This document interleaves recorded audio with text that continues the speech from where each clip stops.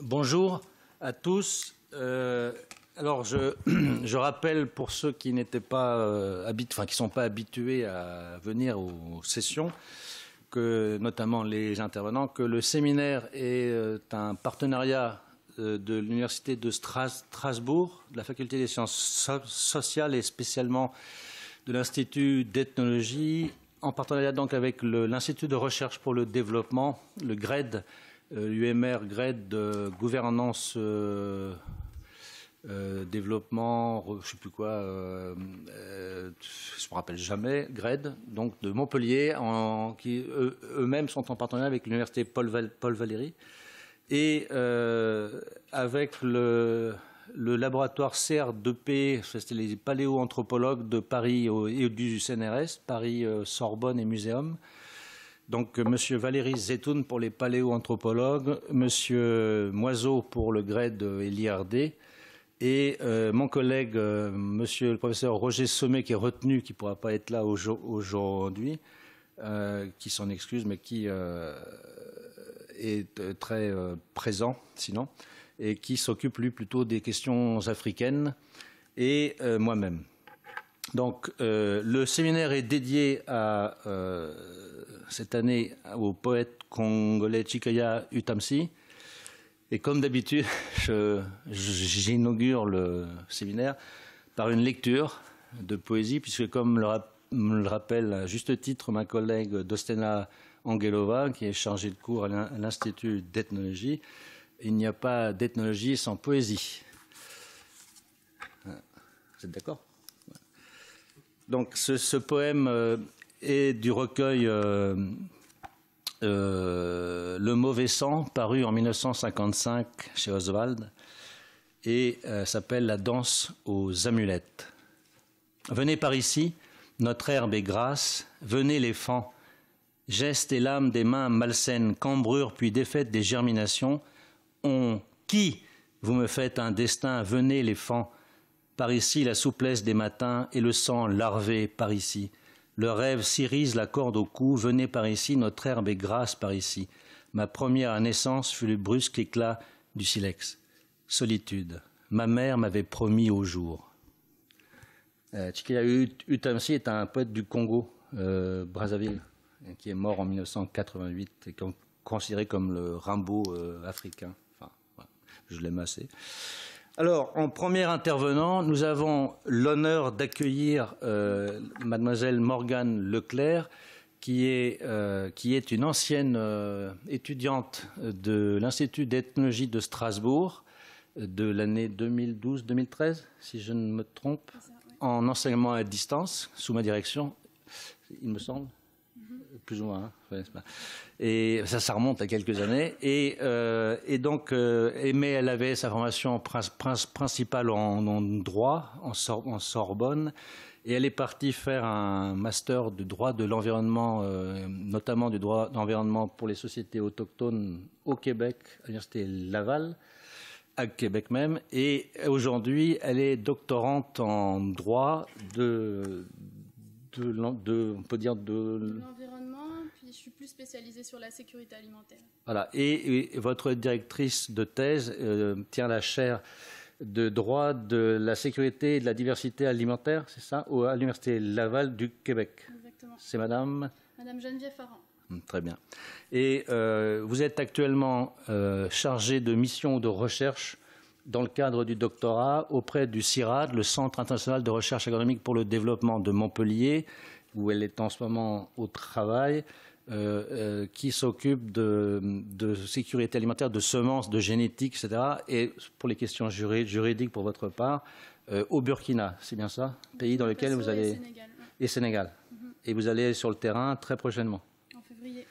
Voilà.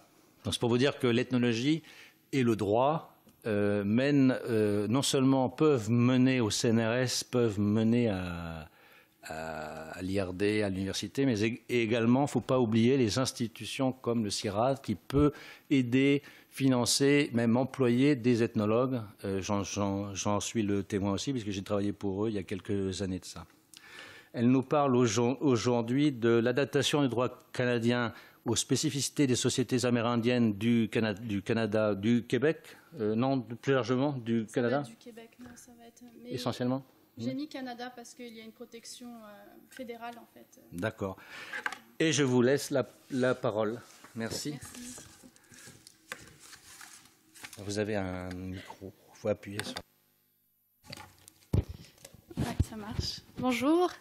Je voulais juste commencer par une petite question. Bon, j'ai prévu une présentation de vulgarisation, on peut dire. Je sais que vous êtes des ethnologues et que parfois le droit peut devenir très vite spécifique, mais je voulais savoir quand même si vous aviez déjà eu un cours de droit dans votre formation ou pas du tout. Non, ça n'a pas l'air. Bon, tant mieux. j'ai fait au plus simple. Donc oui, je vais vous parler de l'adaptation du droit canadien aux spécificités alimentaires amérindiennes. C'est pas du tout mon sujet de thèse, mais j'ai travaillé sur ces questions quand j'étais au Canada. Et alors on va commencer tout de suite avec le plan. Comment j'ai prévu de vous parler de ça? En premier lieu, je voulais insister sur le concept de sécurité alimentaire pour vous présenter comment ce concept est né, comment il a évolué et comment aujourd'hui il impose aux États en fait des actions positives de protection. Ensuite, je vais vous parler donc des spécificités alimentaires du Québec, des Amérindiens du Québec. Et pour ça, je vais revenir un peu sur l'histoire, sur la colonisation, parce que je pense que c'est vraiment important de connaître cette histoire-là pour comprendre quelles sont les spécificités alimentaires amérindiennes et comment elles ont évolué. Et aujourd'hui, finalement, on peut dire qu'elles se sont un peu délitées. Dans une troisième partie, je vais vous parler donc des mécanismes juridiques véritablement qui sont mis en place par le Canada, mais aussi par le Québec pour protéger les spécificités alimentaires amérindiennes. Et juste pour une dernière partie, une conclusion, je voulais juste vous présenter pourquoi je considère qu'une collaboration entre ethnologues et juristes est vraiment essentielle aujourd'hui pour l'évolution du droit et pour une meilleure adaptation des mécanismes juridiques aux réalités que vivent les autochtones. Donc c'est parti. Le concept de sécurité alimentaire, il est apparu dans les années 1970 sous un aspect quantitatif. Il a été énoncé pour la première fois dans la Déclaration universelle pour l'élimination de la faim et de la malnutrition. Et il s'élaborait en fait en réaction à des crises alimentaires qui avaient lieu en Asie et en Afrique subsaharienne. En fait, donc, l'objectif de l'Organisation des Nations Unies pour l'alimentation et l'agriculture, la FAO, en élaborant ce concept ou en chapeautant des discussions par rapport à ce concept, c'était d'augmenter la production de nourriture, d'augmenter le nombre de nourriture qu'il y a dans les stocks nationaux et internationaux. C'est pour ça que je dis que c'est apparu sous un aspect quantitatif.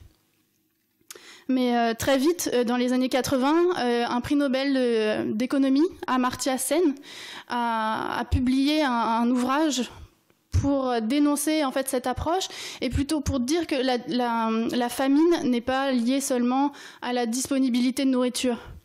C'est lié à la disponibilité de nourriture évidemment, mais surtout à l'accessibilité des populations à cette nourriture. Il ne suffit pas d'augmenter les stocks mondiaux, il faut aussi que les personnes y aient accès.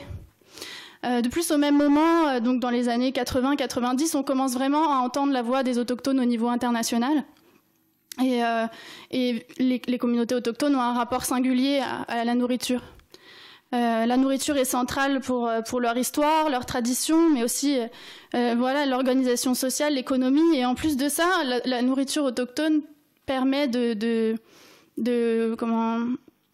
elle procure une quantité de nutriments qui aussi permet de réduire les risques de certaines maladies, comme les maladies cardiovasculaires, le diabète. Donc, ils ont porté cette voie-là au niveau international et le concept de sécurité alimentaire, c'est complexifié. Et pour finalement reconnaître quelques critères qualitatifs. On a ajouté aux critères objectifs de quantité des critères subjectifs comme la notion d'accessibilité et d'acceptabilité culturelle. Et de plus, aujourd'hui, on reconnaît que l'apport des populations autochtones à l'atteinte d'une situation de sécurité alimentaire mondiale. Aujourd'hui, la définition qui fait foi, c'est la définition qui a été élaborée lors du sommet mondial de l'alimentation en 1996. La sécurité alimentaire est assurée quand toutes les personnes, en tout temps, ont économiquement, socialement et physiquement accès à une alimentation suffisante, sûre et nutritive qui satisfait leurs besoins nutritionnels et leurs préférences alimentaires pour leur permettre de mener une vie saine et active. Donc vous voyez bien qu'à l'intérieur de cette définition, on a des critères d'acceptabilité culturelle, de préférence. On prend en compte des critères subjectifs. Pour corroborer cette évolution du quantitatif au qualitatif, le rapporteur spécial des Nations Unies sur le droit à l'alimentation, à l'époque c'était Olivier De Schutter, il a intégré les nouveaux éléments de la sécurité alimentaire dans le droit à l'alimentation adéquate. Aujourd'hui, le droit à une alimentation adéquate est défini comme le droit d'avoir un accès régulier, permanent et libre, soit directement, soit au moyen d'achats monétaires, à une nourriture quantitativement et qualitativement adéquate et suffisante, correspondant aux traditions culturelles du peuple dont est issu le consommateur, et qui assure une vie physique et psychique, individuelle et collective, libre d'angoisse, satisfaisante et digne. Donc, vous voyez bien, donc ça s'est bien complexifié. Et 2 chercheurs de l'université Laval, donc l'université dans laquelle j'étudie, Monsieur Gérard Duhem et Ad Godmer, ont élaboré un cadre conceptuel pour reprendre les éléments de cette définition. Vous voyez dans ce tableau que on intègre la stratification sociale, la culture. Une place est faite aussi à la production et à la circulation non marchande, qui participent pour certaines communautés évidemment à leur sécurité alimentaire. Et finalement, aujourd'hui, on peut dire que les exigences du concept de sécurité alimentaire sont devenues tributaires des contextes géographiques, environnementaux, démographiques et surtout culturels. Il y a besoin d'une base territoriale pour parler de sécurité alimentaire. Il faut s'intéresser en fait aux aspects locaux pour assurer une sécurité alimentaire, et les États, pour protéger la sécurité alimentaire, leur mission, ils doivent avoir en tête l'ensemble des éléments de ce cadre. Pour votre information, je vous mets aussi les 2 textes qui sont plus particulièrement axés sur les droits des peuples autochtones et qui aujourd'hui forment le droit international des autochtones, on l'appelle parfois comme ça. Donc la Convention 169 relative aux peuples indigènes et tribaux, qui a été élaborée par l'Organisation internationale du travail. C'est la successeuse de la Convention 107 de l'OIT qui avait été créée en 1957, donc on est bien avant la colonisation. C'est un travail de l'OIT qui était vraiment novateur à l'époque. Et aujourd'hui, la Convention 169, elle est contraignante pour les États, et elle reconnaît les particularités et la complexité des situations des peuples autochtones. Elle est basée sur le respect de leur culture et de leur mode de vie. Elle reconnaît leur droit à la terre et aux ressources, ce qui peut être intéressant quand on parle de sécurité alimentaire aussi, de s'appuyer sur des conventions un peu qui s'intéressent aux peuples autochtones et pas forcément à la sécurité alimentaire en tant que telle, mais qui protègent leur accès. Et les principes de la consultation et de la participation donc, sont dans cette convention. Il y a des dispositions sur l'emploi, la formation professionnelle, l'éducation, la santé, la sécurité sociale, le droit coutumier, les institutions traditionnelles, la langue, les croyances, la coopération transfrontière. C'est une convention très importante à connaître, je pense, quand on veut parler du droit des autochtones. La seconde, c'est une déclaration des Nations Unies sur les droits des peuples autochtones de l'Organisation des Nations Unies. Elle reconnaît le droit à l'autodétermination des peuples. Qu'est-ce que le droit à l'autodétermination ? C'est le droit de déterminer librement leur statut politique et de rechercher librement leur développement économique, social et culturel. Elle dispose, la déclaration dispose que les peuples autochtones ne peuvent pas être expulsés de leurs terres et qu'ils ont droit aux ressources naturelles situées sur leurs terres. Aujourd'hui, cette déclaration, elle sert de référence aux Nations Unies quand ils évaluent quand les salariés des Nations Unies évaluent la protection des autochtones par les États, mais elle n'est pas contraignante. On dit que c'est de la soft law, du droit mou.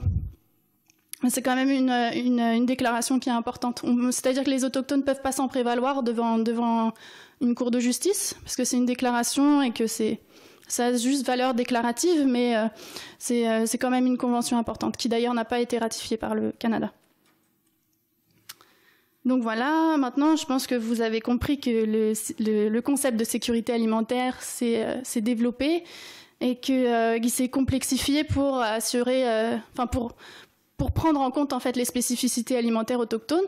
Donc maintenant on va voir quelles sont ces spécificités au Québec. Et je vais remonter, comme je vous l'ai dit, un peu dans l'histoire pour bien comprendre en fait les enjeux et l'évolution au fil du temps. Donc, dans beaucoup de livres d'histoire, on fait remonter la découverte de l'Amérique en 1492, quand Christophe Colomb est arrivé sur le territoire. Mais en fait, vous le savez, avant ça, le continent avait été découvert par des êtres humains depuis des milliers d'années. Avec des variations climatiques importantes, des grands glaciers avaient recouvert le nord de l'Amérique et amené une baisse des niveaux des océans. Et créer en fait un territoire qu'on a appelé la Béringie, où les populations, à travers des vagues de migration, s'étaient installées en Amérique du Nord. Et en fait, avant l'arrivée des Blancs, c'est entre 80 et 100 millions d'individus qui peuplent le continent, alors que l'Europe ne comprend que 65 millions d'individus. Donc en fait, ils étaient même plus nombreux que les Européens. Sur les terres de l'actuel Québec se trouvaient, avant l'arrivée des Européens en XVe siècle, 3 grands groupes linguistiques et culturels. Les Iroquois, qui étaient sur la vallée du Saint-Laurent, en fait, ils sont en rouge. Ils occupaient donc les rives de la vallée du Saint-Laurent, du fleuve Saint-Laurent. Le groupe Inuktitut ou Inuit, qui habite le nord canadien. Et le groupe Algonquin, qui occupait ce qu'on appelle le bouclier canadien, donc l'intérieur des terres. Traditionnellement, les Premières Nations du Québec pratiquent des activités comme la chasse, la pêche, le trappage et la cueillette. Et il y a certaines communautés aussi qui pratiquaient, qui avaient un système agricole. Donc, c'était les Iroquois, donc qui vivaient sur les abords du fleuve Saint-Laurent.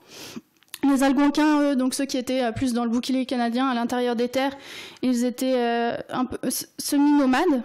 Donc, ils se déplacent pour la chasse, la pêche, mais ils ont quand même des lieux de vie. Et les Inuits, des lieux de vie stables, je veux dire. Et les Inuits, eux, traditionnellement, ils sont nomades. Donc, ils se déplacent avec le gibier, finalement, pour leur survie. Juste noter la forme de l'image, donc le cercle, parce qu'on reviendra sur cette image qui est très importante dans la culture autochtone des Amérindiens du Québec. Donc avant l'arrivée des Européens, il y avait des Indiens qui peuplaient le territoire. Et la preuve en est, oui, je voulais vous donner quelques anecdotes. Est-ce que vous savez ce que ça veut dire est-ce que Canada, est-ce que vous savez l'origine de ce mot? Oui.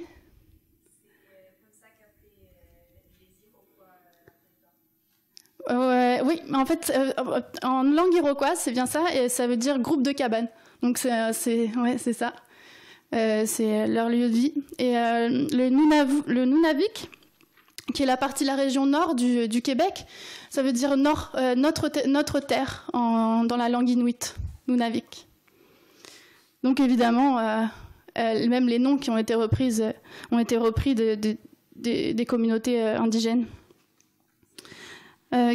Lorsque Jacques Cartier est arrivé sur le territoire québécois en 1534, il était mandaté par le roi de France, François Ier.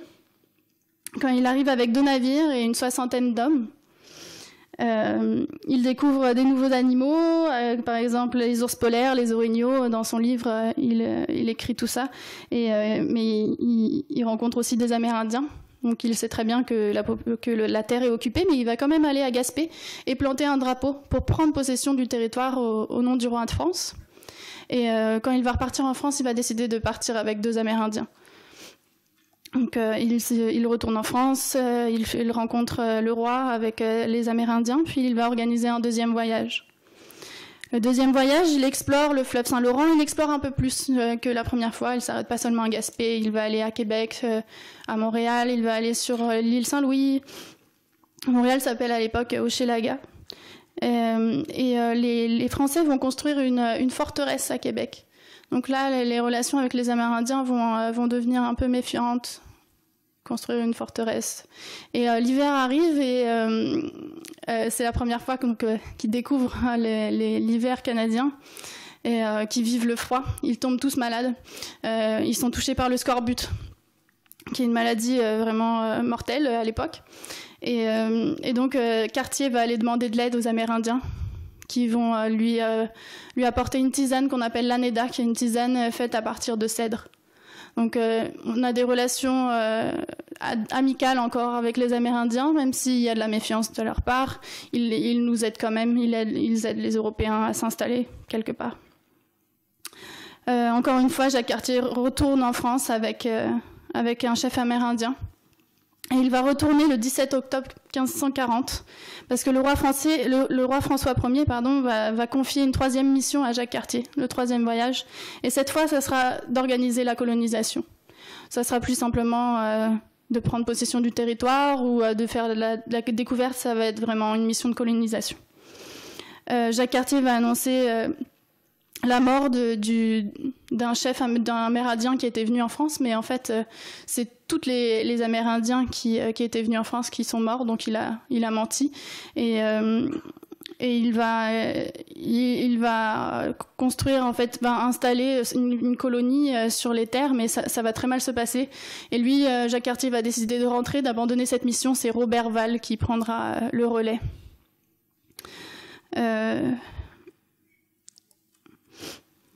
Au début, ce qui modèle, donc la colonisation est enclenchée, et ce qui modèle vraiment les relations entre les Français et les Amérindiens, c'est le commerce. Les Européens, ils cherchent la morue, le sel, mais aussi la fourrure des castors, parce qu'elle sert à faire des chapeaux. Et les chapeaux en Europe sont à cette époque-là très, très prisés. Avec l'arrivée des Anglais, donc c'est des échanges, en fait. On demande aux Amérindiens de rapporter des fourrures, mais on leur interdit pas l'accès aux terres. Au contraire, on leur laisse aller chasser librement, occuper leurs terres. C'est des relations pacifiques, même si commerciales. Plus tard, avec l'arrivée des Anglais, il va y avoir une guerre entre les Français et les Anglais. Et là, on va demander aussi aux Amérindiens leur aide. Ils vont devenir des guerriers. Mais ils seront, par exemple, dans les traités de paix, on assurera toujours leur neutralité. C'est-à-dire, si les Anglais gagnent ou que les Français gagnent, eux n'auront pas à subir les conséquences de cela. Donc les traités qui sont conclus au départ, c'est plutôt que la conquête et la force, la colonisation se fait par des traités de paix, d'alliances militaires ou commerciales. Et ça, c'est une fierté pour les Québécois, en fait, de se dire que la colonisation s'est pas faite comme dans d'autres régions du monde où c'était beaucoup plus violent. Au départ, c'était des traités de paix. Et on reconnaissait, en fait, dans ces traités, sur le plan politique au moins, que les peuples étaient des interlocuteurs égaux, que les peuples amérindiens étaient égaux. Ça va changer sous le régime anglais. Le roi George III, donc quand il arrive au pouvoir, il va émettre des directives sur la façon d'assimiler les nouvelles colonies. Il va y mettre un document important qu'on appelle la Proclamation royale de 1763, qui est un document officiel qui va vraiment marquer un tournant dans les relations amérindiennes. Cette proclamation affirme que les autochtones ont un droit incontestable sur les terres, mais les autorités coloniales vont s'en servir comme un outil de dépossession. À partir de ce texte, les traités qui vont être conclus entre la couronne deviendront un procédé pour éteindre les titres fonciers des Premières Nations. Ils vont progressivement perdre leur droit d'accès à la terre. Et là, donc après les traités de paix et d'amitié dont je parlais, on va maintenant parler de traités territoriaux. Je pense que... au départ, lorsque ces traités territoriaux étaient conclus, la couronne acquérait les territoires, donc c'était ses territoires, mais on laissait encore des droits aux autochtones. Il y avait des clauses assez larges pour qu'ils puissent continuer à exploiter, eux et leurs descendants, exploiter les ressources naturelles, même si exploiter c'est un mot un peu occidentalisé. Et en fait, ça va changer à partir de 1814, parce qu'il n'y a plus d'hostilité, donc on n'a plus besoin des Amérindiens pour les aspects militaires. Et puis le commerce des fourrures commence à vraiment se déliter. Donc on n'a plus, en fait, les Anglais ont plus d'intérêt à utiliser les autochtones, si je peux dire. Et ce qu'ils vont vouloir maintenant, c'est les terres. Donc les tribunaux vont commencer à définir les bénéficiaires des traités, les traités qui ont été conclus. On va plus dire que c'est toutes les communautés autochtones qui ont accès. On va dire on va mettre des critères pour savoir qui sont ces communautés autochtones. Il faut avoir tel parent puis telle mère. Il faut pas se marier avec un non-indien ou des choses comme ça. Donc finalement, ça va restreindre complètement l'accès des autochtones à leurs terres traditionnelles. Et en plus, au moment où est créée la Confédération canadienne en 1867, le fédéral, donc le Canada, enfin la Confédération canadienne, va dire que les affaires indiennes sont de sa compétence exclusive. Le fédéral va se donner le pouvoir de légiférer sur les Indiens et les terres réservées aux Indiens. On va émettre une loi, la loi sur les Indiens, qui est encore en vigueur, qui avant s'appelait l'Acte des Sauvages. Et elle est adoptée pour civiliser les peuples sauvages. C'est vraiment le but. Je vais vous lire en introduction ce qu'un émissaire avait écrit pour présenter cette loi. Notre objectif est de poursuivre le travail jusqu'à ce qu'il n'y ait plus un seul Indien au Canada qui n'ait pas été absorbé dans le corps politique et jusqu'à ce qu'il n'y ait plus de questions indiennes ni de département des affaires des sauvages. Tel est l'objectif principal de cette loi. Donc c'est une loi vraiment qui a complètement bouleversé les traditions autochtones. Et elle prévoit que les Indiens et les terres réservées aux Indiens relèvent de la compétence exclusive du gouvernement fédéral, ce qui veut dire que les Indiens deviennent des citoyens mineurs sous la tutelle du gouvernement fédéral. Ils ne peuvent pas vendre leurs terres, c'est pas eux. Ils ont une incapacité légale en fait à émettre des actes simples de vente ou de. Ils ont des terres réservées, donc les réserves indiennes qui existent encore aujourd'hui, sur lesquelles ils ont des droits et ils n'auront pas des droits ailleurs, puis ils ne peuvent pas faire des choses avec, ils ne peuvent pas vendre leur maison ou des choses basiques comme ça. Et en plus, dans cette loi, il y a des dispositions qui vont définir qui est un Indien ou non. Et les communautés amérindiennes, finalement, elles perdent la capacité politique de définir qui sont leurs membres.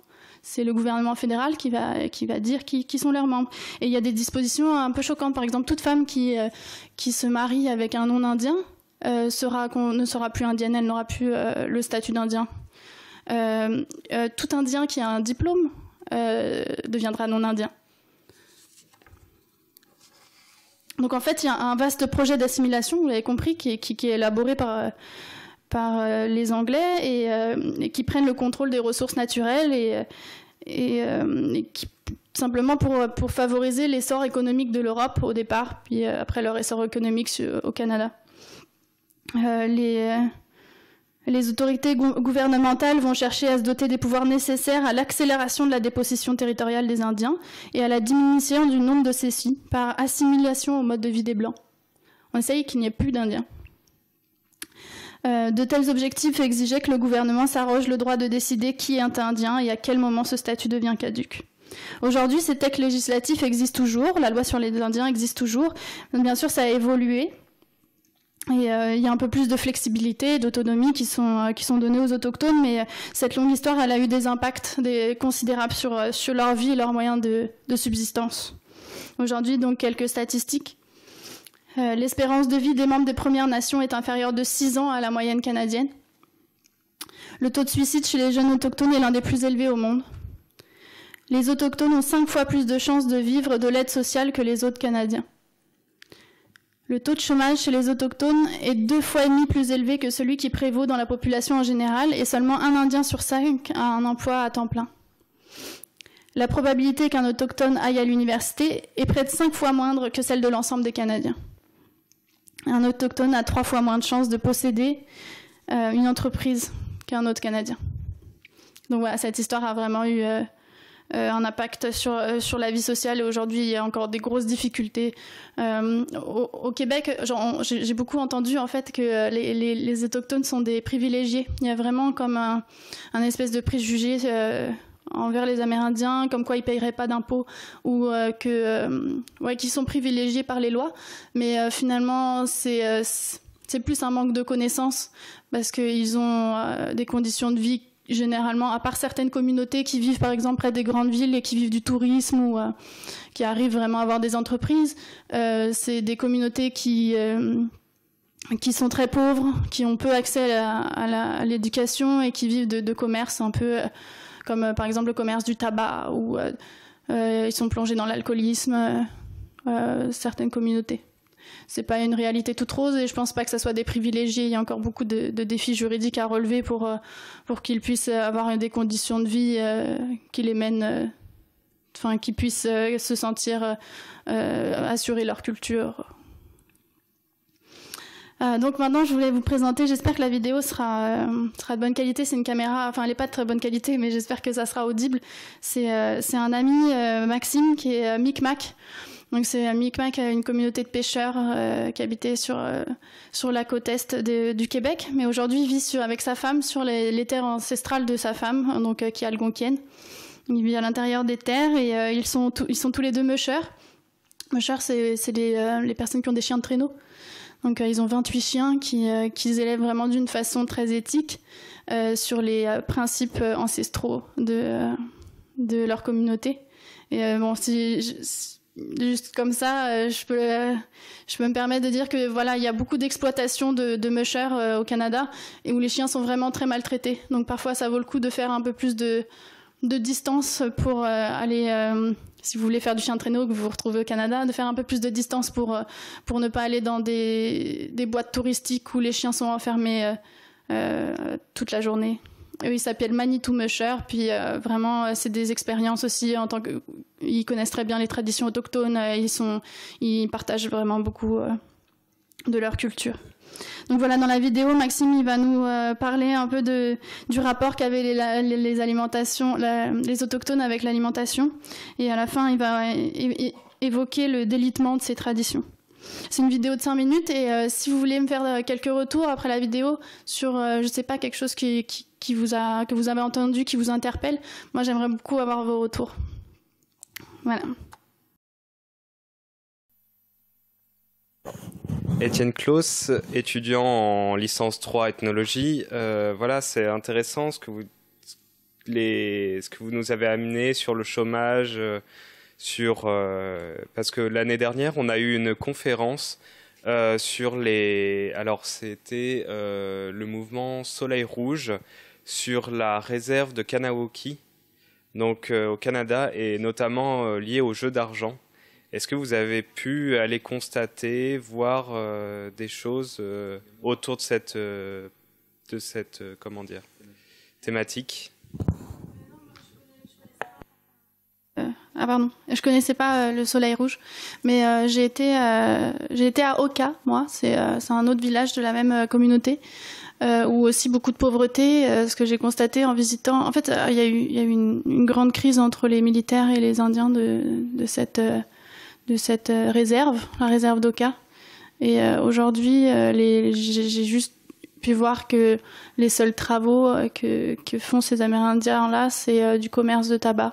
Ils vendent des cigarettes, puis ils vivent dans des conditions vraiment, dans des caravanes où les fenêtres sont ouvertes et ils vendent des cigarettes à qui veut bien fumer. Et ouais, c'est tout. Mais non, je connaissais pas le Soleil Rouge, c'est intéressant. Et j'ai pas plus d'informations sur le chômage à part les statistiques que je vous ai fournies. Donc Lise Faure, je suis étudiante en M1 ethnologie. Depuis tout à l'heure, vous parlez de peuple autochtone, qui est une notion assez relative. J'imagine que si vous l'employez, c'est qu'il doit y avoir une définition juridique précise de ce que c'est qu'un peuple autochtone, puisque a priori, si les gens habitent là, ils sont autochtones, non ? En fait, il y a plusieurs définitions. Ça, c'est un débat aussi en droit de qui sont les peuples autochtones et qui définit qui sont les peuples autochtones. En tout cas, moi, je parle de ça parce qu'il y a ça a un rapport avec un statut juridique. Donc, il y a plusieurs définitions et en tout cas, au Canada, c'est la loi sur les Indiens qui va définir qui est indien ou pas. Donc, qui peut bénéficier des politiques pour les autochtones?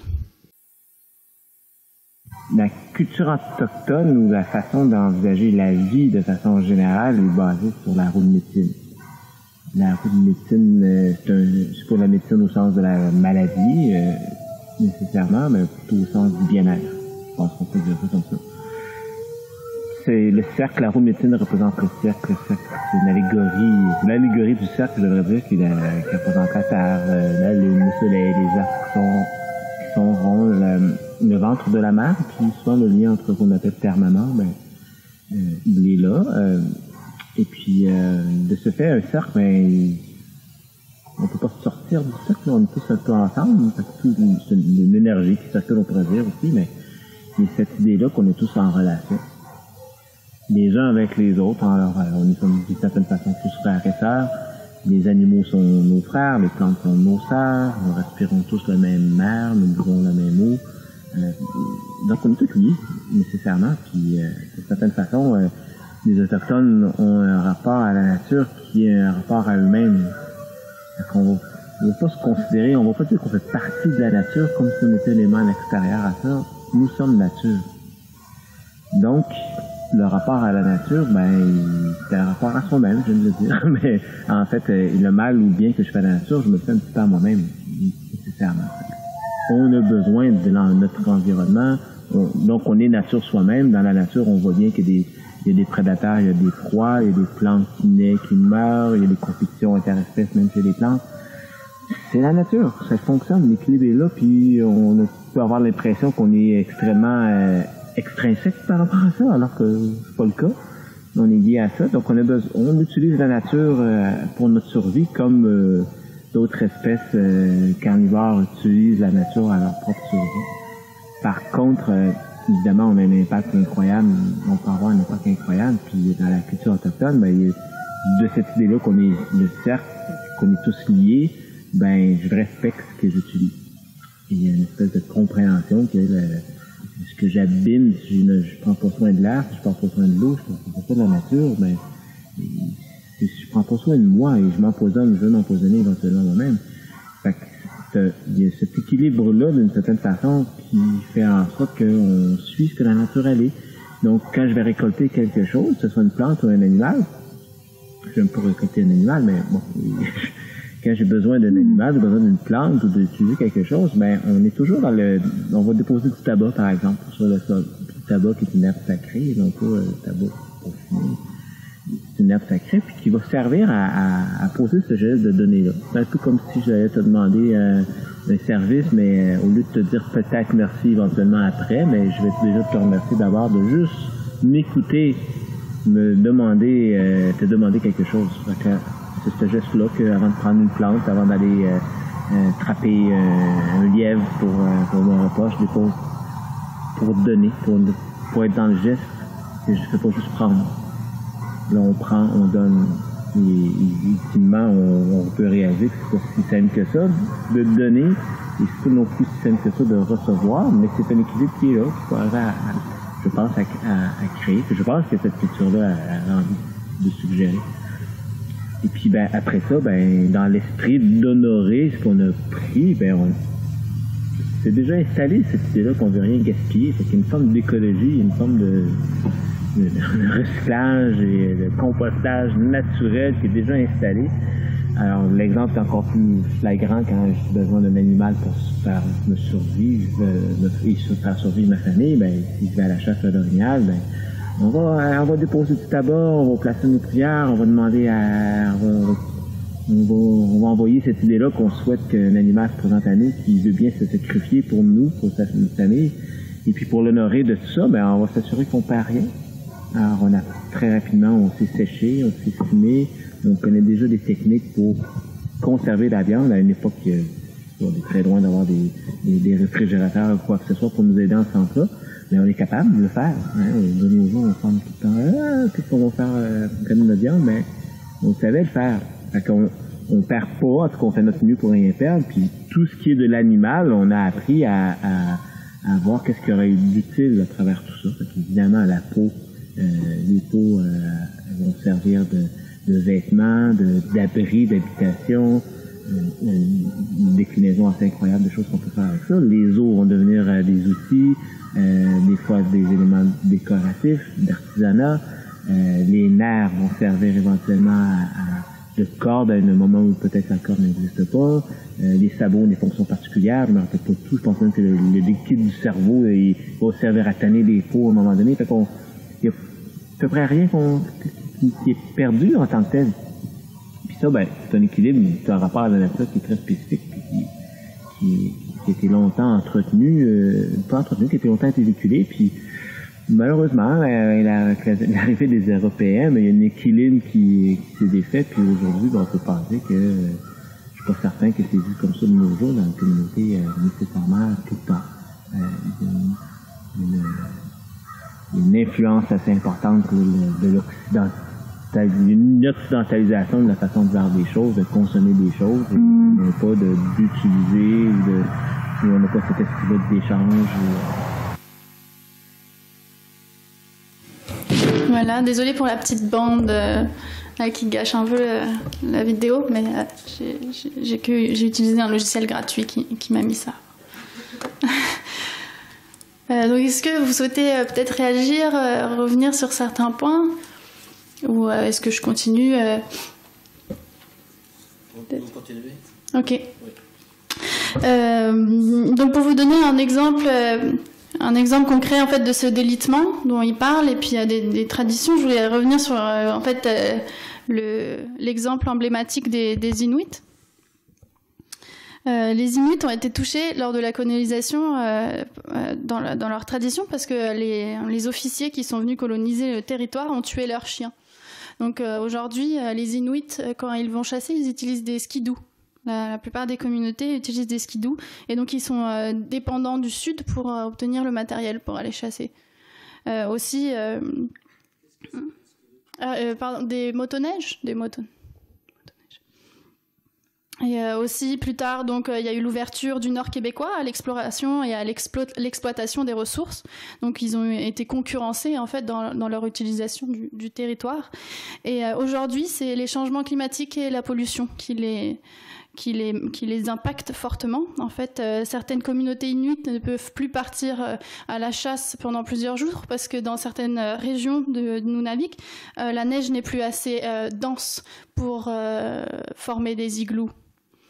Ils peuvent plus compacter la neige assez bien pour assurer leur habitat dans des cas où ils partent plusieurs jours. Aussi, les animaux ne sont plus dispersés de la même façon avec les changements de précipitations, les variations de température.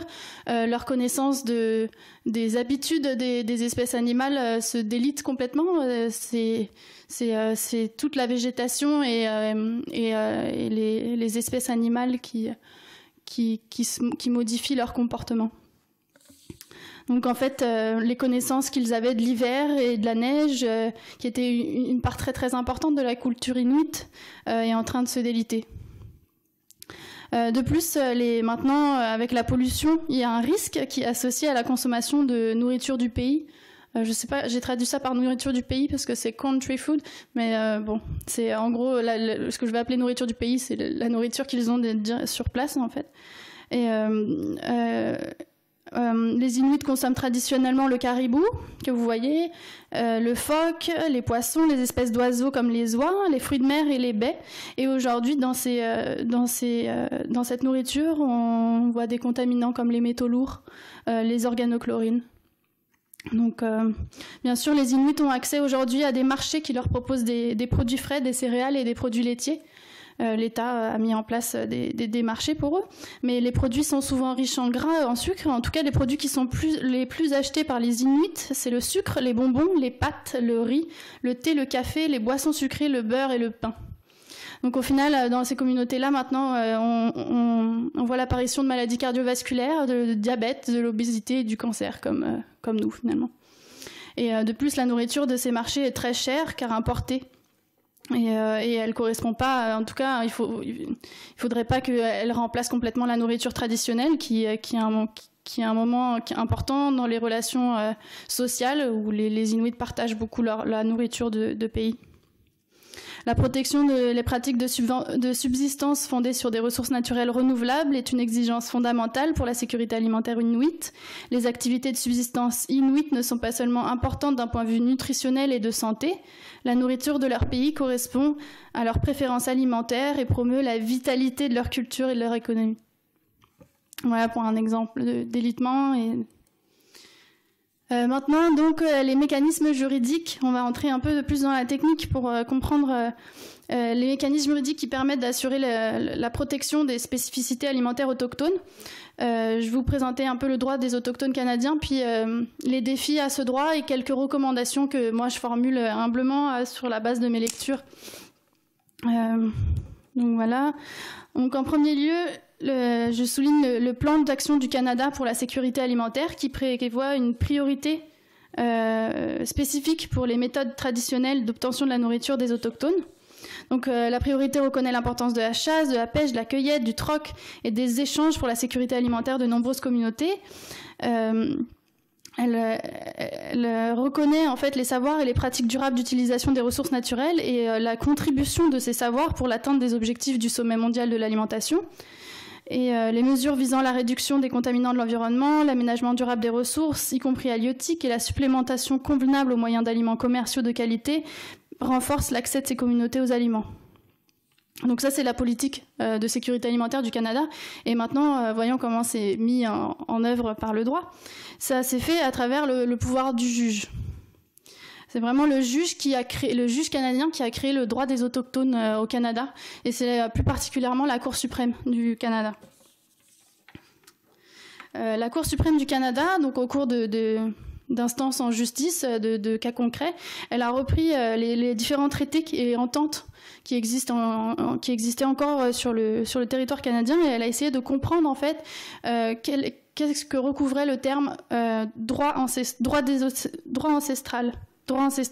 Dans l'intérieur des traités, il y avait des dispositions qui protégeaient les droits ancestraux, mais elle a essayé vraiment de définir ce que c'était, et c'est devenu de la jurisprudence, donc du droit positif. Et pour définir ce que c'était, elle s'est basée sur les activités pratiquées par les Amérindiens à l'époque du contact avec les Européens. Donc on ne s'est pas basé sur ce qui se fait en ce moment, parce que sinon c'est déjà délité.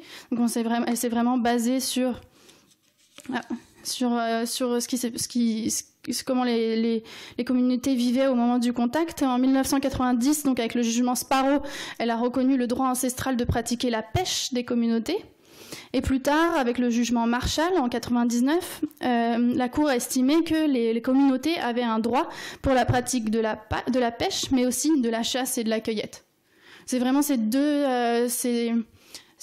décisions de justice qui ont défini les droits des autochtones. Toutefois, quand elle a donné cette décision-là, elle a tout de suite émis des restrictions.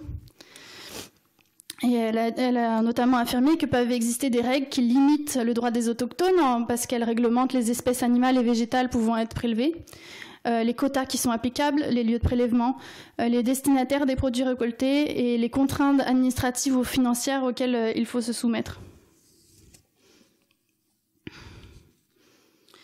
Ces limites aux droits autochtones sont d'autant plus importantes que il y a d'autres communautés non autochtones qui utilisent aussi les ressources et donc ils se font concurrencer. La capacité des autochtones d'accéder à long terme à la terre et aux ressources naturelles aussi fait l'objet de nombreuses menaces qui relèvent d'autres domaines du droit. Donc c'est bien d'avoir un droit des autochtones, mais il est concurrencé aussi par des droits sur la pollution environnementale, sur les changements climatiques, la réduction de la biodiversité, les développements sur l'environnement naturel et humain et la compétition pour l'accès à la terre et aux ressources.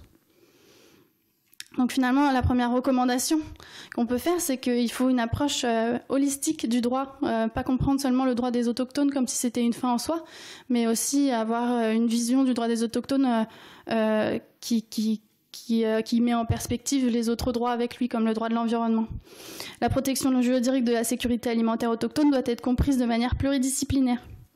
Et en particulier, elle doit être centrée sur les aspects complémentaires suivants: la gouvernance, comment les autochtones en fait participent aux prises de décision, les droits d'accès à la terre et le droit de l'environnement.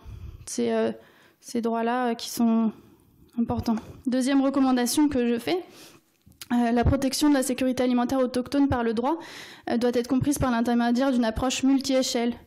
Elle doit favoriser une participation effective des populations autochtones au processus de décision au niveau local et à tous les échelons. Vu qu'il y a des décisions qui sont prises au niveau fédéral, il faut que les intérêts soient représentés en fait à tous les échelons qui peuvent influencer potentiellement la vie des autochtones. Et enfin, les approches de cogestion doivent être favorisées pour atteindre la protection de la sécurité alimentaire autochtone. Et les savoirs traditionnels et la science doivent être tous les deux pris en compte dans les processus de décision. Ça, c'est un grand défi, de prendre en compte et la science et les savoirs autochtones. Généralement, on met une priorité en fait à la science, alors que c'est pas forcément fondé de prendre la décision de compter que sur la science. La cogestion, ah oui, peut-être que vous ne savez pas vraiment ce que c'est en fait un modèle de coopération qui est fondé sur la gestion coordonnée des ressources partagées entre une pluralité d'entités. Donc en fait, quand il y a des ressources naturelles, ça veut dire que toutes les entités qui utilisent ces ressources-là sont amenées à décider et à gérer en commun. C'est un terme qui regroupe une vaste gamme de mesures allant de l'obligation de consulter à des arrangements constitutionnels complexes qui impliquent une distribution des pouvoirs entre des autorités gouvernementales et les communautés autochtones. Pour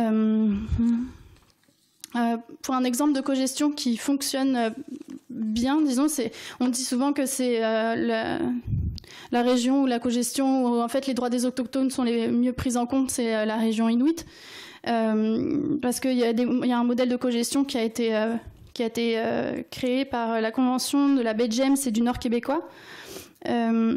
Et donc les instruments juridiques et la Convention du Nord-Est québécois, donc il y a 2 conventions, et ces instruments juridiques accordent des droits fonciers importants aux Inuits et accordent surtout la priorité aux activités de subsistance par rapport aux autres utilisations des ressources. Là, vous voyez en rouge, c'est le territoire qui est pris en compte par ces conventions. Et donc on a en noir là où vivent les Inuits finalement. C'est là où sont les villages Cris et Inuits. Et donc ils ont là un accès complètement exclusif. Il y a seulement eux qui y vivent. Ensuite, autour en gris, c'est les terres de catégorie 2. Donc là, c'est un domaine également exclusif pour les Inuits de chasse et de pêche. Et enfin, dans les terres de catégorie 3, donc le reste du territoire, qui est la majorité du territoire, là, les terres sont publiques. Les autochtones n'ont pas un droit exclusif, mais ils peuvent quand même utiliser comme par le passé, à longueur d'année, ils peuvent poursuivre leurs activités de chasse, de pêche et de piégeage. Et ces activités-là seront prioritaires par rapport aux autres activités par exemple de loisirs, de pêche ou de développement industriel ou commercial. Qu'est-ce que... C'est ça, je vois que le temps file. Donc, pour la dernière partie, donc, je voulais revenir sur le dialogue ethnologue-juriste. Moi, aujourd'hui, pour ma thèse, je reprends mes cours d'ethnologie et je reprends une approche anthropologique du droit. Je pense que vraiment c'est important quand je travaille en droit d'avoir des fondements, des connaissances finalement des réalités locales pour ne pas être complètement déconnecté. Avant l'arrivée des Européens, les sociétés autochtones, elles étaient des sociétés organisées qui possédaient des systèmes politiques et un système complexe d'échanges commerciaux. Et elles étaient ni inférieures ni supérieures aux autres. Elles avaient leur génie propre. Et c'est une méconnaissance de ces sociétés qui nous a empêchés d'en évaluer la grandeur et la complexité. Et aujourd'hui, la collaboration entre ethnologues et juristes doit être promue pour que le droit étatique fasse une plus grande place aux traditions juridiques autochtones. Aujourd'hui encore, on méconnaît en fait les systèmes politiques et les systèmes de normes qui existent. Et c'est seulement en fait avec l'aide des ethnologues que nous, les juristes, on peut comprendre un peu comment essayer d'adapter le droit pour laisser une marge de manœuvre à ces réalités-là. Et puis juste voilà pour les traditions une différence avec la tradition juridique occidentale. Nous, par exemple, la terre, dans les traditions occidentales, la terre est un bien, une chose immobile à laquelle on peut rattacher différents droits, alors que dans les traditions juridiques chtoniques, qui vient de autochtone, l'adjectif, la terre est plutôt un élément inanimé, un élément vivant et sacré à la source de tout. Donc en fait, la tradition, notre droit est fondé sur des principes occidentalisés qui n'ont pas de rapport avec d'autres organisations. C'est important de savoir ça, de le documenter. Le territoire, pareil, dans les traditions juridiques occidentales, c'est un aire physique délimité par des frontières fixes sur lesquelles va s'imposer une souveraineté étatique. Il y a une adéquation entre l'aire géographique et le pouvoir politique. Alors que dans les traditions juridiques chtoniques, le territoire se fait appel à une relation de responsabilité entre la terre et la communauté humaine, voire entre l'individu et le territoire. Et le terme de ressources naturelles, lui, il est complètement étranger des traditions juridiques chtoniques. C'est une conception juridique occidentale, ressources naturelles, où l'on conçoit que les ressources de la nature peuvent faire l'objet d'appropriation et de consommation. Voilà. Juste, je vous ai mis une petite citation inspirante pour conclure.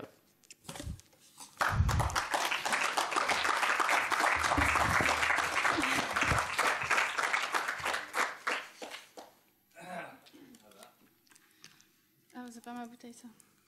Non, sinon, faut pas que j'en mette une autre pour le... Bien. Alors, on va donner la parole à la salle. On a le temps, chers collègues, parce qu'en fait, derrière nous, il n'y a personne. Après nous, le déluge, vous êtes strasbourgeois ce soir, donc il n'y a pas de souci. Et, sauf la patience de nos étudiants favoris, bien sûr. Premièrement, avant de donner la parole, je voudrais remercier très, très chaleureusement mon ancienne étudiante et notre future collègue, notre collègue déjà, parce que vous m'avez impressionné là, et je dois vous dire que vous n'êtes pas juriste. Non, non. Vous êtes ethno-juriste, ou vous êtes anthropologue juridique, comme vous voulez, mais vous êtes, en tout cas, vous êtes métissé, c'est fait. Et je vous remercie pour la manière dont vous avez traité le sujet historique, parce que mes étudiants en ont besoin, et on n'a pas ça, enfin, c'est pas facile à... Ça, c'était très clair, c'était un exemple extrêmement articulé et convaincant pour la méthode d'approche, pour la manière d'analyser, etc., qui est nécessaire.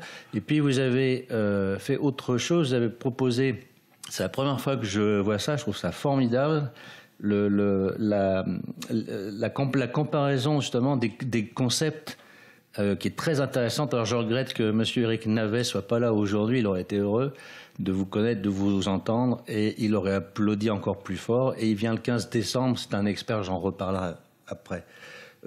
Troisièmement, alors ça c'est pour mes étudiants spécifiquement, présent, passé et à venir. Vous avez noté que notre estimé collègue venu du Québec utilise des cartes, beaucoup de cartes, des très belles cartes, avec des légendes, avec des échelles et surtout des cartes en français. Merci mademoiselle.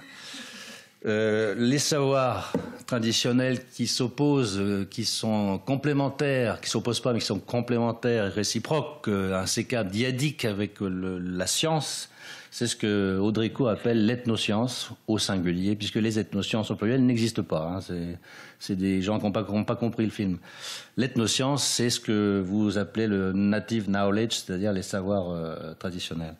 Donc c'est bien dans cette démarche que je travaille pour ma part. Vous avez vu là, ça vient pas de moi, elle dit exactement la même chose, mais en mieux. Ça c'est épatant. Ça c'est les élèves doivent toujours dépasser les maîtres, surtout quand c'est des petits maîtres. Alors j'ai un certain nombre de remarques à faire, assez courtes, mais assez pertinentes par rapport à ce que vous avez dit, mais je vais pas être trop long.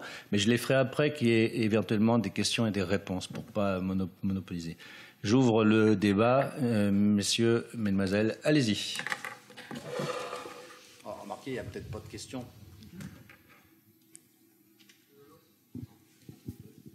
Allô, oui. Bonjour, alors Brian Nemec, étudiant en licence ethnologie, et j'avais une petite question sur Quand vous avez parlé de la condition des Indiens dans les caravanes, tout ça, qui étaient dans des conditions difficiles, qui vivaient moins longtemps, je me demandais, si vous avez pu, dans votre parcours, leur demander comment ils vivent leurs conditions. Si pour eux, est-ce que voilà, ma question, ce serait la suivante. Est-ce que quand on les qualifie comme étant dans le besoin, comme étant malheureux, est-ce qu'on n'est pas en train de les acculturer et en train de dire, quelque part, il faut qu'ils deviennent Canadiens au même titre que Canadiens, donc occidental, ils le sont, mais est-ce qu'ils ne doivent pas devenir, quand on est en train de dire est-ce qu'ils ne devraient pas avoir les mêmes droits que nous, devenir nous, est-ce qu'on est pas en train de leur retirer ce qui font leur spécificité voilà. J'ai l'impression qu'il y a vraiment plusieurs questions. La première question que je vois dans ta question, finalement, c'est est-ce qu'ils sont vraiment dans des conditions de vie difficiles Pour eux, ouais. Ça dépend des communautés. Donc, il y a des communautés, par exemple, une communauté à Wendake, qui est proche de Québec, où ils vivent très bien. Ils ont des entreprises, ils sont parfois plus riches que les Canadiens. Ils ont des pratiques traditionnelles qui leur conviennent, ils ont l'air de vivre dans des bonnes conditions, mais par contre, il y a vraiment des communautés où eux-mêmes se considèrent pauvres et vivent avec de l'alcoolisme, vivent avec de la violence conjugale, la violence envers les enfants. J'ai rencontré une autochtone au Québec qui elle, donc, a été partie de sa communauté pour étudier à l'Université Laval, qui avait de la chance quand même, puis elle me racontait en fait la vie de ses voisins où il y avait des cris, vraiment de l'alcoolisme, un manque d'accès à la culture finalement. Donc je pense que eux-mêmes, oui, se considèrent un peu dans des mauvaises conditions. Après, pour la question de est-ce qu'ils doivent avoir les mêmes droits que nous, quel impact en fait a le droit sur les traditions autochtones, c'est vraiment une belle question et je sais pas. moi, je me pose cette question vraiment très fréquemment. Est-ce qu'il faut protéger, parce qu'au final, quand on dit que c'est le droit occidentalisé qui va protéger les droits des autochtones, c'est quelque part un peu ambivalent. Est-ce qu'il doit y avoir un droit de l'homme spécifique pour certaines communautés? Moi, je pense que ça passe par l'adaptation. Ça passe par en fait plus de flexibilité dans notre droit occidentalisé pour laisser des marges de manœuvre aux communautés locales. Et je prône en fait les approches de gouvernance locale, des décisions en fait, inciter les gens à prendre leurs propres décisions, de s'impliquer dans leur communauté, et que le droit permette ça. Qu'il n'impose pas trop de procédures pour qui finalement décourage les gens ouais, c'est comme ça que je vois les choses, et je pense pas que ça doit être une protection forcément positive. Après, parfois, il n'y a pas le choix. Par exemple, s'ils n'avaient pas un droit de pêche, certainement que d'autres industries seraient venues, auraient mis un barrage, et puis que ça aurait pas pu contrer, quoi. C'est du cas par cas. Autre question? Y a-t-il? Oui.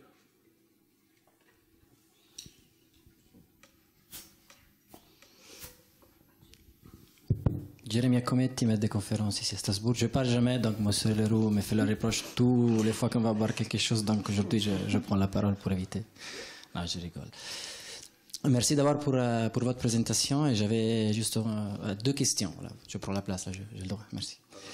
La première question, c'était par rapport, en fait, aujourd'hui je lisais les médias, on parle pas comme la COP21, mais vous savez, il y a la COP23 qui termine aujourd'hui, si je ne me trompe pas, en Allemagne à Bonn. Et je me suis souvenu, en fait, au début des années 2000, quand les Inuits, en fait, du Canada avaient, en fait, cité les États-Unis à la Cour interaméricaine des droits de l'homme, parce qu'avec le discours que différents droits de l'homme en fait étaient attaqués à cause du changement climatique. Et donc à l'époque ils attaquaient, même si c'était au Canada, l'initiative, les États-Unis, en tant qu'à l'époque, même s'il a été dépassé par la Chine, comme le premier pays qui émettait à l'époque 25% des émissions d'effet de serre. Bien évidemment, déjà comme dans le protocole de Kyoto, les États-Unis avaient signé le protocole de la Cour interaméricain des droits de l'homme, mais ils l'ont jamais ratifié. Donc, déjà, il y avait un problème juridique, donc la Commission n'a pas pu dire que l'initiative était recevable. En plus, il y avait un problème d'extraterritorialité. C'est-à-dire que normalement, les droits de l'homme sont, on doit attaquer le pays qui ne protège pas les droits de l'homme, donc dans le cas échéant, le Canada directement et pas les États-Unis. Je pense à ça parce que je lisais justement les nouvelles, et il y a dans le pays dans lequel je travaille, le Pérou, un paysan qui a attaqué en fait une entreprise allemande à cause du changement climatique en attaquant l'Allemagne. Aujourd'hui, ils ont fait tout un article à propos de cette initiative. Quand vous voyez ce type d'initiative, c'est juste pour faire sensibiliser l'opinion publique, où il y a, sur le plan juridique, quelque chose qui peut bouger dans l'évolution du droit, notamment du droit de l'environnement international. Je commence avec celle-là, qui est déjà une question assez compliquée. Il y a un principe de non-ingérence et un principe de droit international qui protège en fait les pays contre la pollution transfrontière. Donc il y a tout à fait des marges de manœuvre pour des initiatives citoyennes et des actions en justice contre la pollution transfrontière par d'autres États. Je pense que ça évolue. Et il me semble d'ailleurs que les Inuits ont engagé d'autres procédures et que les États-Unis... en fait, c'est pas du tout clair que les États-Unis sont non coupables et qu'il y a des moyens juridiques qui existent pour condamner... bien sûr, il faut s'appuyer sur des faits scientifiques. Il faut s'appuyer sur des faits scientifiques qui prouvent que c'est les émissions de gaz à effet de serre aux États-Unis qui sont montées jusqu'à les territoires inuits et qui ont impacté la faune, la flore. Mais en tout cas, sur le plan du droit international, il y a des principes qui protègent contre ces pollutions transfrontières. Un pays ne peut pas polluer un autre pays sans avoir de conséquences, sans que ça puisse avoir de conséquences juridiques. Je poserai la deuxième. S'il n'y a pas de questions, je laisse la place aux autres. Présentez-vous, bien que vous soyez déjà starifié. Que je retrouve. Ouais, Romain Denimal, étudiant en Master 1 d'ethnologie. Je voulais revenir sur la Convention 169, je crois, dont vous avez parlé au début. Mm-hmm. Et pour comprendre au niveau local, comment ça se passe la déclaration d'un peuple autochtone, comment on reconnaît, qui s'occupe de reconnaître un peuple comme peuple autochtone, quelles instances, par quels moyens, quelle procédure est mise en place? Mais là, tu touches vraiment un point sensible parce que c'est pas clair du tout. C'est pas clair du tout. Les définitions changent. Il va y avoir des pays qui vont pas du tout reconnaître avoir des populations autochtones et donc qui vont bloquer les procédures qui pourraient être engagées en justice. Au Canada, c'est clair parce qu'on a une loi qui va déclarer quelles sont. Et par exemple, au Canada, il y a des communautés qui demandent le statut de communauté autochtone, mais ils se voient refuser ce statut. Donc ça dépend vraiment des États. Ouais, je pense que c'est au niveau étatique que ça se décide, parce que sinon ça va être caché. Je sais qu'en Asie, par exemple, je me souviens plus exactement, mais il y a certains pays qui ne reconnaissent pas du tout avoir des autochtones, et donc ils reconnaissent pas les conventions. Oui, Nicolas Adel, donc je parlerai après, mais j'anticipe juste un tout petit peu.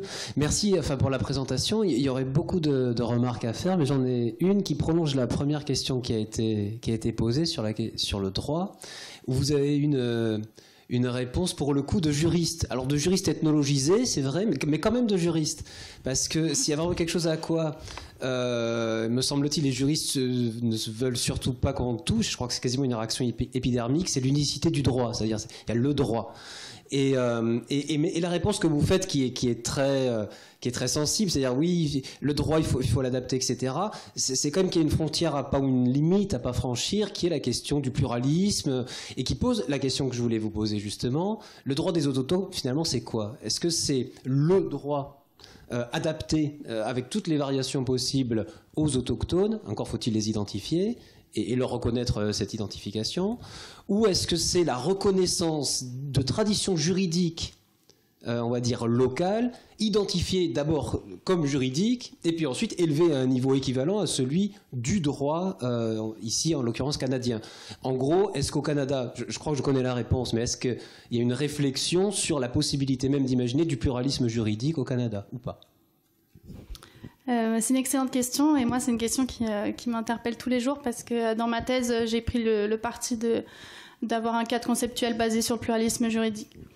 Ce qu'on fait quand on fait du droit, c'est qu'en première année de licence, on nous apprend la pyramide des normes de Kelsen. Donc au départ, on a une pyramide comme ça, avec au sommet c'est la Constitution, donc c'est l'État qui naît finalement.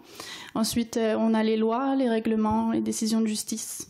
Mais finalement, tout est basé sur le droit par de l'État. Le pluralisme juridique, c'est un autre cadre conceptuel. On va considérer que d'autres entités, les citoyens, des ONG, des entreprises, sont aussi producteurs de normes. Et en fait, ça correspond à des réalités. Je veux dire, quand une communauté se met ensemble pour créer une marque avec un cahier des chartes, c'est du droit et ça vient pas de l'État. Il y a plein d'exemples comme ça. Donc moi je trouve ça très intéressant que de se détacher un peu de cette pyramide des normes et de considérer que le droit provient du peuple, des communautés. En effet, il y a des grandes réflexions sur cette question, sur le multiculturalisme, sur le pluralisme juridique au Canada qui sont en cours et qui, oui, on travaille sur cette question. Ouais, ça marche. Bonjour, donc Luc Dusuzeau, étudiant en Master 1 ethnologie aussi. Et justement, du coup, c'est vachement bien que cette question se soit posée juste avant moi, parce que je voulais rebondir justement sur cette notion de pluralisme juridique et vous poser la question de savoir si justement les ethnologues ou les anthropologues peuvent avoir une fonction à reconnaître des normes qui sont produites par certains groupes sociaux et savoir justement si... par exemple comme des cas du Brésil où justement les ethnologues ont servi à redéfinir qui était autochtone et aussi quelles normes peuvent être produites à partir de ça. Ouais, merci pour cette question. En effet, moi je pense que vous avez un grand rôle à jouer, qu'on a besoin vous êtes des spécialistes en fait de l'observation et de l'analyse et de savoir quelles sont les normes qui existent. Moi, dans mon parcours de droit, j'ai de la chance d'avoir un peu d'ethnologie, mais dans mon parcours de droit, on m'a pas appris à faire de la recherche empirique. Je reprends tout. Dans les facs de droit, on nous apprend pas ça, quoi. Donc forcément, on est détaché des préoccupations locales. Forcément, on n'a pas cette approche-là facilement. Le pluralisme, on l'apprend pas. Donc il faut vraiment obtenir de l'aide. Moi, je travaille avec des ethnologues aujourd'hui dans mon projet. Et j'ai besoin de leurs écrits. Sinon, je peux pas le faire toute seule. C'est un autre travail. Et c'est un travail qui est complémentaire.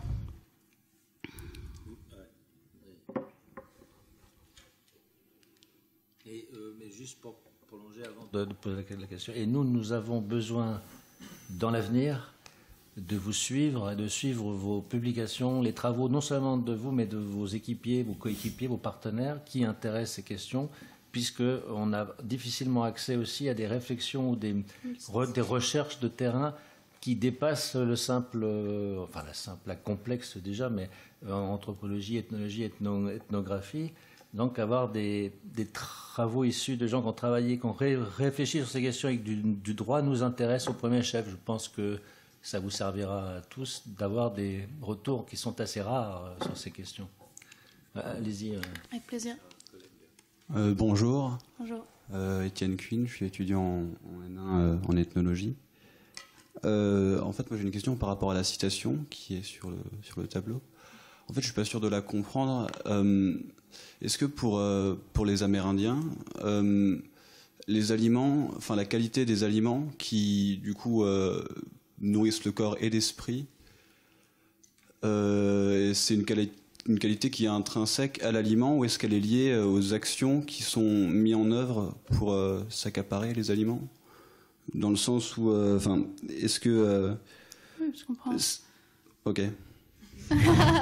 Non, je crois que je comprends la question. Est-ce que c'est toutes les actions, par exemple le fait de pratiquer la chasse, la pêche, l'agriculture, selon les méthodes traditionnelles, qui finalement permettent à l'individu de renouer un lien avec le passé et donc de soigner un espèce de traumatisme qui est lié à la perte d'une identité? Ou est-ce que les aliments en soi sont considérés comme ayant des qualités qui peuvent nourrir l'esprit? Je réponds avec juste l'exemple des Inuits parce que c'est le seul que je connais assez bien pour répondre. Les Inuits vont considérer que les activités de chasse, de piégeage sont importantes pour leur culture et pour le partage de la nourriture avec les autres membres de la communauté. Donc c'est important d'un point de vue culturel et social, mais aussi, surtout les personnes les plus âgées considèrent que ça impacte leur bien-être et que c'est vraiment important pour leur santé physique mais mentale également. C'est moins vrai avec les plus jeunes qui aujourd'hui ont beaucoup plus accès à des supermarchés, des petits supermarchés comme nous, ils vont acheter des bonbons, etc. Mais pour les Inuits plus âgés, c'est vraiment encore important et ils essayent de perpétuer ces traditions et d'un point de vue physique mais aussi mental et spirituel. Ils considèrent que c'est une meilleure alimentation pour eux. Bonjour. Est-ce que ça répond à la question? Moi, je suis Chloé Lemuel, je suis doctorante et je travaille sur les Inuits, sur l'habitat plus, mais pour compléter ce que tu as dit. Parfait. En fait, comme j'y suis allée au Nunavik, en discutant avec une aînée, on venait de manger un repas de caribou, du tuk-tuk, et elle m'a dit mais moi, il faut ça parce que j'ai du tuk-tuk dans les veines.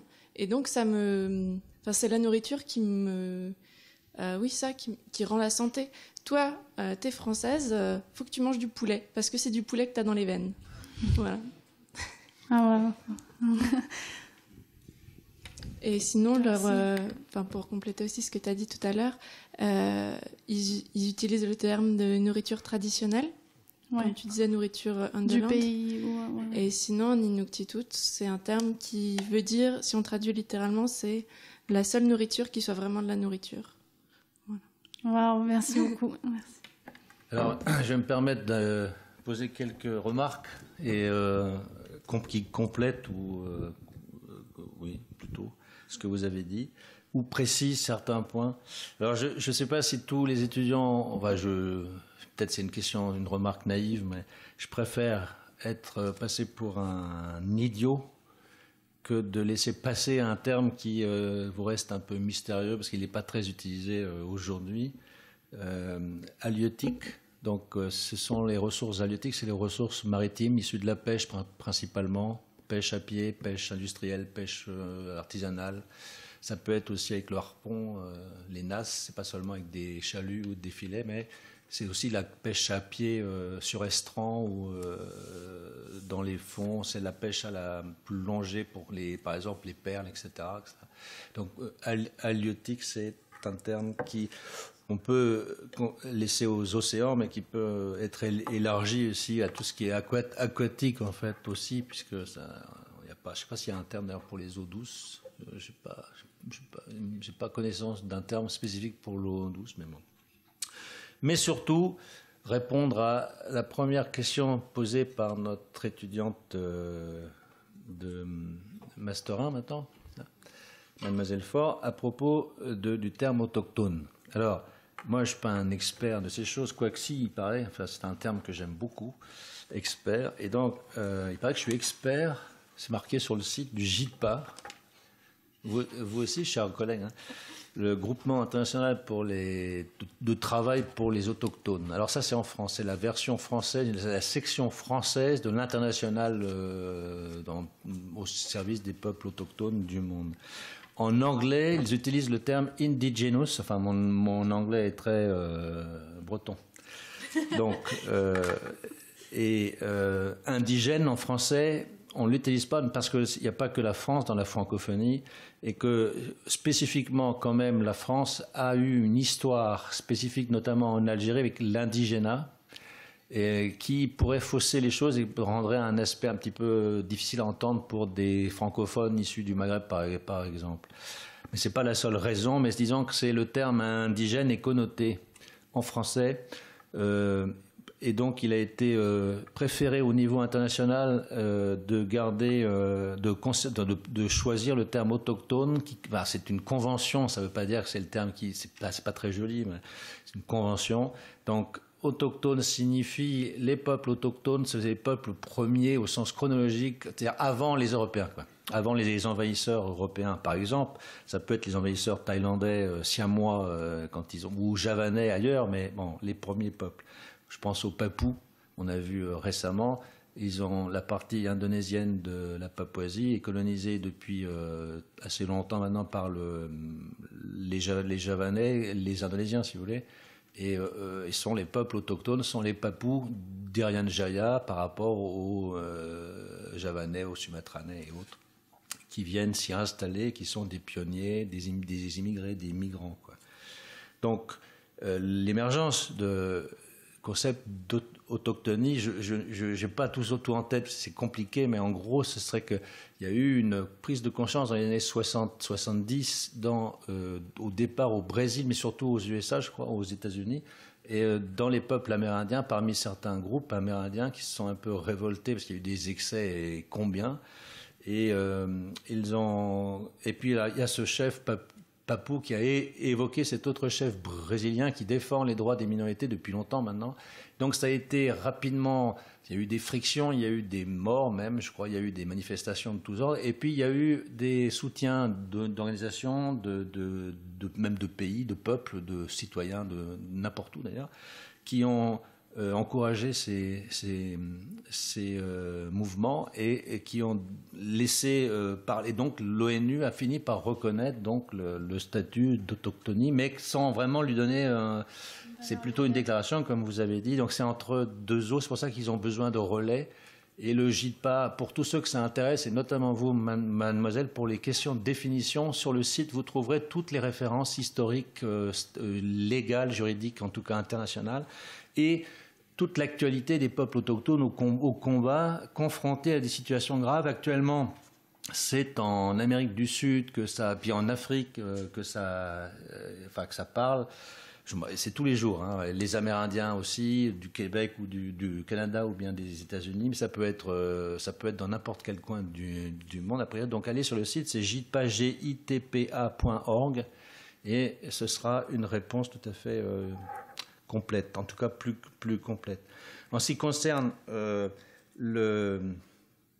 la chose importante qu'a rappelé Morgane Leclerc dans le film et qu'a rappelé aussi votre monsieur, très sympathique d'ailleurs, vous le reverrez.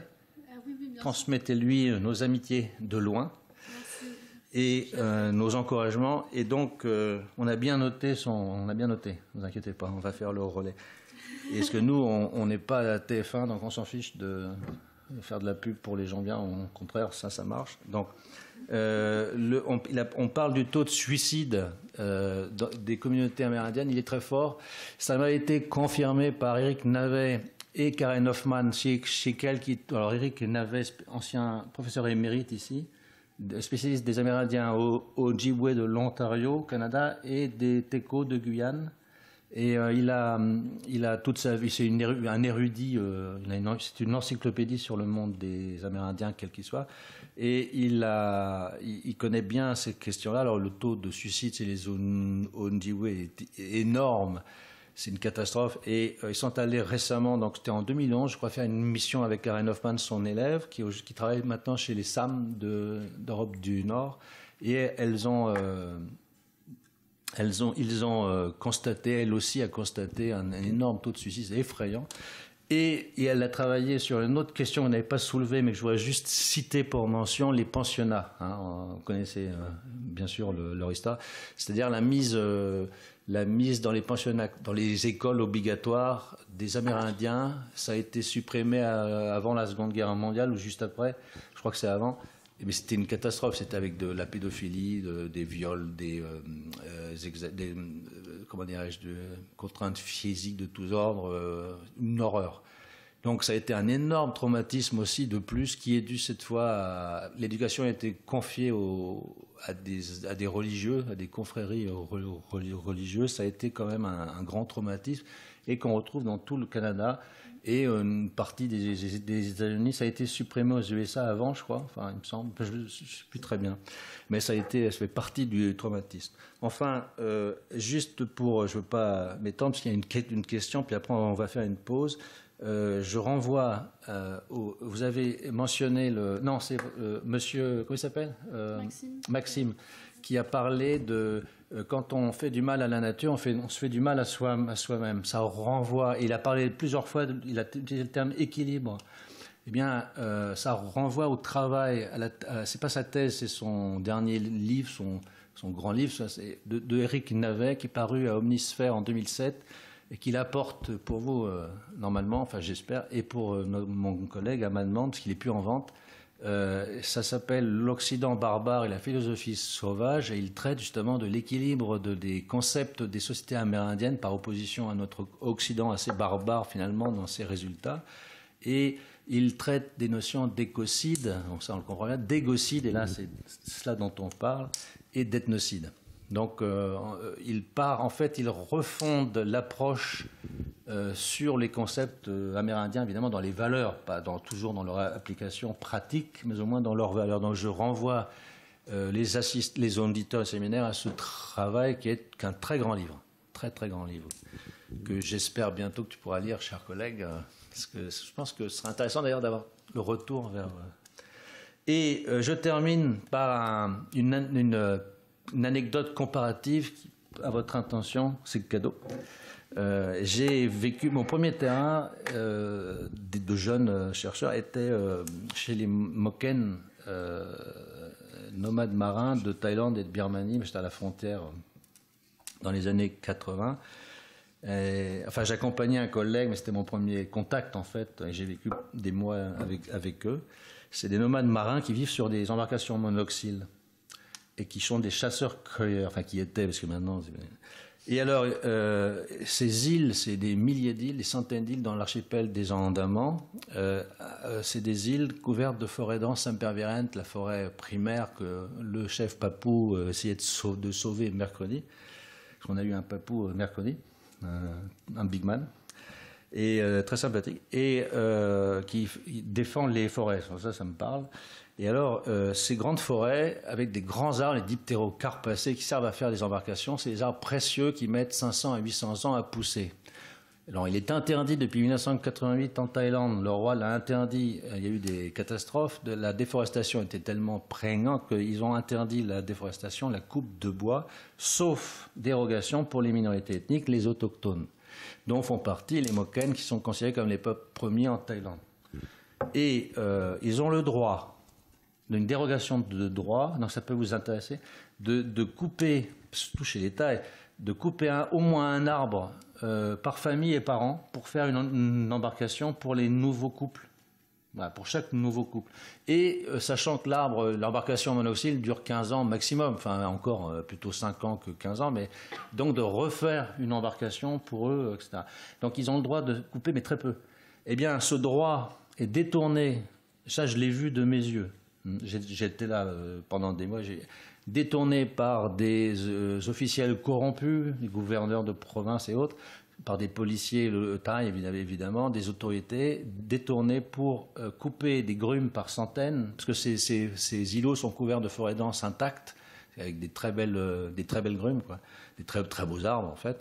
Et ils les entassent, ils les amoncellent le long du village Moken qui, en saison humide, ne peut pas aller en mer, donc ils font des petites embarcations, des petites constructions sur pilotis sur l'estran.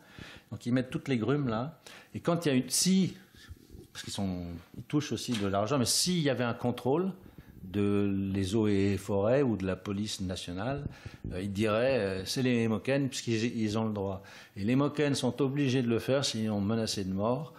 Et on les paye exactement comme dans le film du Papou, 4 cacahuètes, 3 francs 6 sous pour ça, quoi. En fait, ils se font avoir complètement, mais ils n'ont pas le choix. Donc le droit est détourné. C'est aussi pas seulement le droit qu'il faut considérer, mais l'application du droit dans la réalité de tous les jours, hors visite des experts en 4x4 climatisés. Très important, ça. Voilà, je laisse la parole. Une dernière question, c'était ça? C'est fini? On va faire une pause. Si à moins que vous ayez une réponse.